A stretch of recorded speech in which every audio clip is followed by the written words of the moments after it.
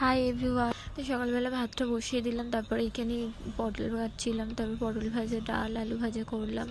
যেহেতু বাবারও খেতে খুব ভালোবাসে পটল ভাজা, তো তারপর ওটা করে নিয়ে যেই রান্নাটা করতে করতে ছোটো বাবা না এত কান্নাকাটি করছিল, তাড়াতাড়ি করে ওর কাছে গেলাম, গিয়ে একটু চুপ করালাম ওকে। তাও অনেক চুপ করছিল না, যেহেতু ওর ফার্স্ট ইঞ্জেকশনের যখন ফার্স্ট দিন হওয়ার পরে যে ইঞ্জেকশনটা দেয় টিকাটা, ওটা না ওর পেকে না ফুলে গেছে, তো খুব রক্তও বেরোচ্ছিলো, বুঝতে পারছিলাম না। তো তারপর ডাক্তার দেখালাম, অনেকটা ঠিক হয়েছে, তো খুব কান্নাকাটি করছিল।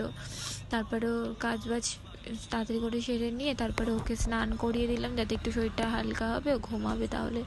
তারপরে নখগুলো এত বেড়ে গেছিলো, ওর কাটাও হচ্ছিল না, সব জায়গায় মুখে মাথায় সব জায়গায় কেটেছে।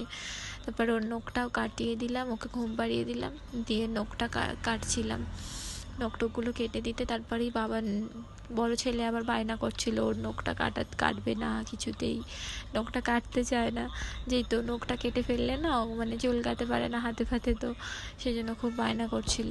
কিছু করার নেই, যেহেতু স্কুলে যায় প্রত্যেক শুক্রবার করে নখ দেখে, তো অনেক বাচ্চাদের এরকম হয়, খিঁচে দেয়, রক্ত বেরিয়ে যেত, সেই জন্য স্যারেরা বারণ করে যে প্রত্যেক সপ্তাহে নখ চেক করে যখন দেখতে পায়, তো ওই জন্য ওকেও কাটিয়ে দিলাম। সত্যি ভাবতেও খুব অবাক লাগে, তাই না? যাদের বাড়িতে মেয়ে নেই তারা কখনোই মেয়ের মর্ম বুঝবে না, আর এটাই সত্যি।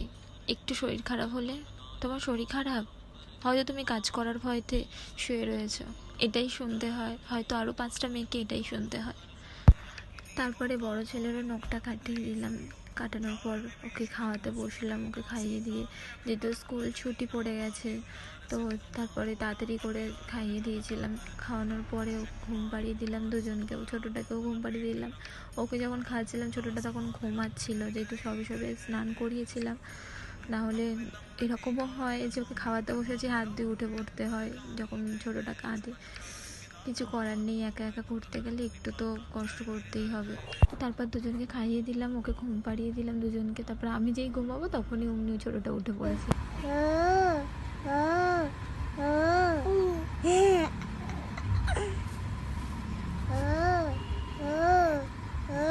তারপরে বড় ছেলেকে পড়তে বসালাম, তারপরে ছোটোটা এত কান্না করছিল কি না উল্টাতে পারছে না বলে কাঁদছে। তারপরে আমার মা ফোন করেছিল, কথা বলছিল ছোটো ছেলে।